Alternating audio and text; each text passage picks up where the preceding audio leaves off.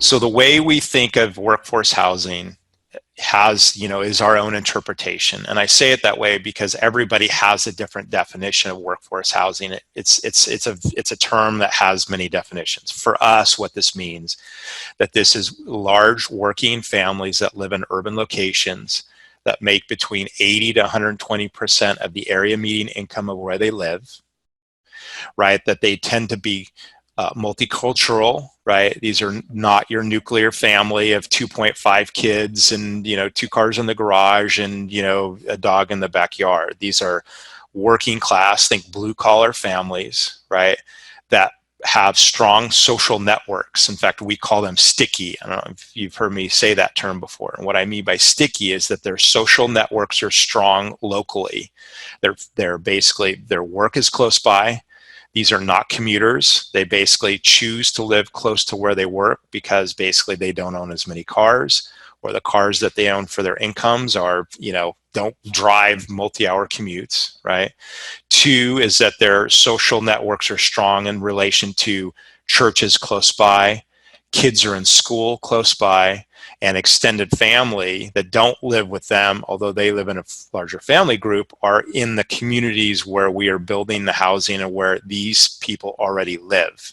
The way I say it, Adam, is we're not importing families into our locations. We're actually building new housing in the neighborhoods where they already live. And so what that does is that makes our offer coherent with their location, coherent with their income, right? And coherent with the fact that they basically are already integrated in the community, and we give them the opportunity to live in a new unit in that already existing location. Okay, and then what I'm going to do is I'm going to describe how these family groups work in an economic sharing model naturally. Okay, so the way we think of these families, how they operate, how they live, is first that they share income and expenses across the larger extended family group. What is an extended family group? For us, it's between 6 and 10 members in a family.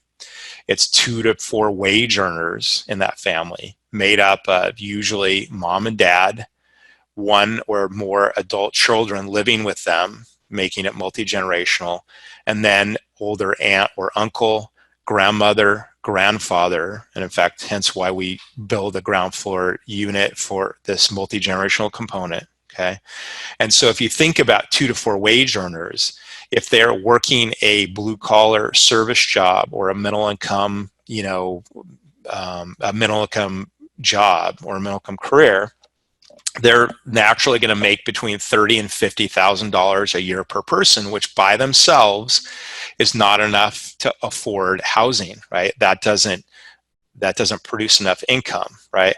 But when you start to join the family group's income together amongst 2 to 4 wage earners, all of a sudden the story is a different story. They make between, I don't know, just to use rough numbers, maybe between $80,000 to $150,000 a year, right?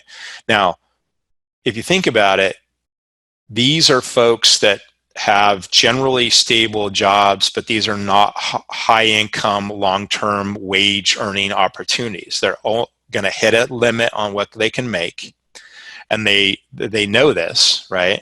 And they're not in bad moods about it, but that's just the reality. So what that has them do is generally not be owners of housing because they don't income qualify. Housing's too expensive in most of the markets that they live. If they live in urban environments, then they live amongst the housing costs in that urban environment.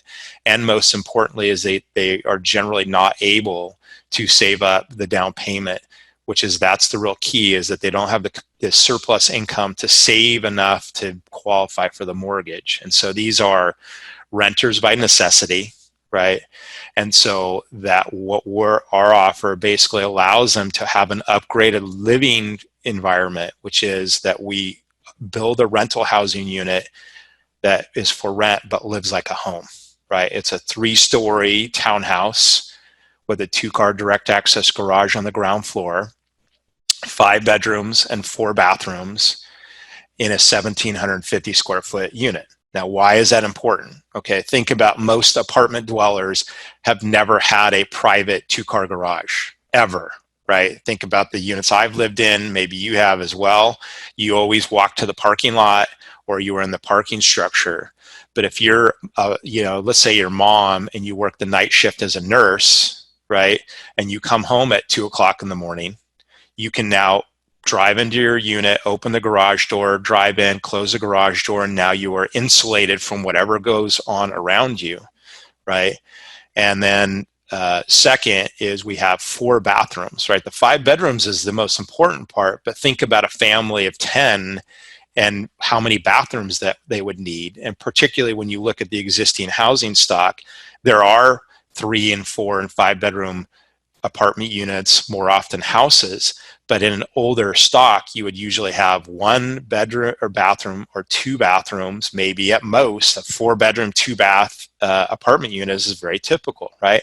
That's not enough to supply the family with bathroom capacity on a comfortable, good lifestyle basis. And for the owner of that unit, of course, the bathrooms get used hard, right? And so you have system failure much easier sooner. Okay. The third part of it is the townhome is a format that allows, think about it. Your family is above and below you, right? If kids are jumping on the bed at the top floor and you're in the living room, well, it's your kids. It's not another family that would be above or below you in the typical flat, stacked flat of apartments, right? And then the third is that we are giving them a brand new unit where they don't exist typically. Generally, in the neighborhoods that we build in, you will usually have had 20, 30, and sometimes 40 years since new housing was built in that neighborhood. And there's a reason for that, is because these are low and lower middle income urban neighborhoods, call it a blue collar working class neighborhood, and your high end apartment developers that are developing studio 1 and 2 bedroom units for luxury housing don't locate in these neighborhoods, not appropriate income demographics for that. And then on the other side of it, the houses that are in these neighborhoods are usually much older, 1 and 2 bedroom houses, 900 square feet, 2 bedroom, 1 bath, right? Or they're much older apartment buildings with the same sort of, low bathroom unit mix and no parking, no garage to park in, right?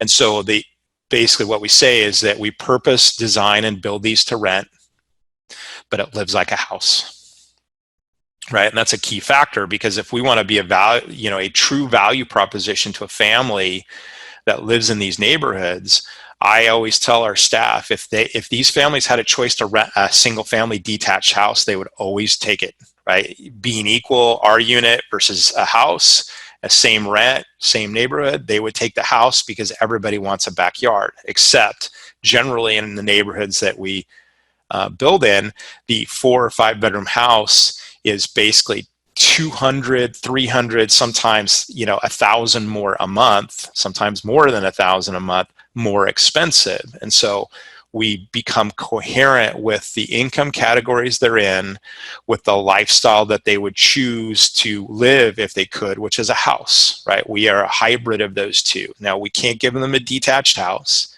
because the economics don't work for our model to do detached housing, and we don't necessarily even think that's appropriate. So by creating this hybrid, right, we're creating this unit in this middle density, middle income space, we're able to give them the lifestyle that they would choose at a price that they can afford, which is, the 3,000 to 4,000 a month on a shared income basis.